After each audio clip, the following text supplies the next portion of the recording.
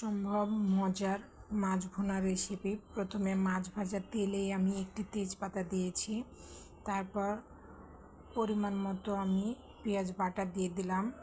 পেঁয়াজ বাটা দেওয়ার পর এখন আদা বাটা আর রসুন বাটা আর জিরা বাটা দিয়ে দিব। দিয়ে আমি ভালোভাবে মশলাটাকে কষিয়ে নেব। মশলাটার যাতে কাঁচা গন্ধ না থাকে সেই অনুযায়ী আমি এখন মশলাটাকে ভালোভাবে কষিয়ে নেব। তারপর পরিমাণ মতো আমি লবণ দিলাম, তারপর 1 চামচ হলুদ দিয়েছি, তারপর ঝাল অনুযায়ী আমি 1 চামচ মরিচ দিলাম, তারপর ধনিয়া দিলাম 1 চামচ। দিয়ে মশলাটাকে ভালোভাবে আমি কষিয়ে নেব। সময় নিয়ে কষাবো যাতে কাঁচা গন্ধ না থাকে। কষানোর জন্য আমি একটু হালকা পানি ব্যবহার করলাম। তারপর আবারও নেড়ে চেড়ে ভালোভাবে তেল যখন ছেড়ে আসবে তখন আমি হালকা কিছুটা পানি দিয়ে আমি মাছগুলো এখন একে একে সব মাছগুলো দিয়ে আমি এখন মাছের সাথে মশলা ভালোভাবে কষিয়ে নেব।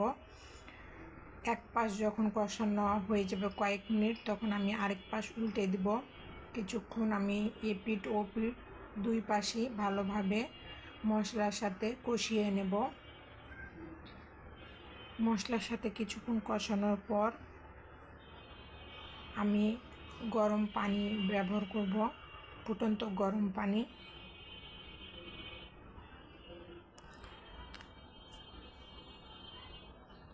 আমার কষানো শেষ, তেল ভেসে এসেছে। এখন ফুটন্ত গরম পানি দিয়ে দিব। ফুটন্ত গরম পানি দেওয়া হয়ে গেলে আমি এখন আলতোভাবে একটু নেড়ে দিব যাতে মাছগুলো না ভাঙে। আমি আলতোভাবে একটু নেড়ে দিচ্ছি। আলতোভাবে নেড়ে দেওয়ার পর এখন আমি ঢাকনা দিয়ে ঢেকে দিব।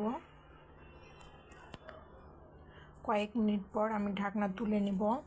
মাশাআল্লাহ, অনেক সুন্দর হয়েছে, খেতেও ভীষণ মজা ছিল। এভাবে আপনারা বাসায় মাছ ভুনা ট্রাই করবেন। কেমন হয়েছে অবশ্যই কমেন্টে জানাবেন। আজকে ভিডিওটা এ পর্যন্ত। আল্লাহ হাফেজ।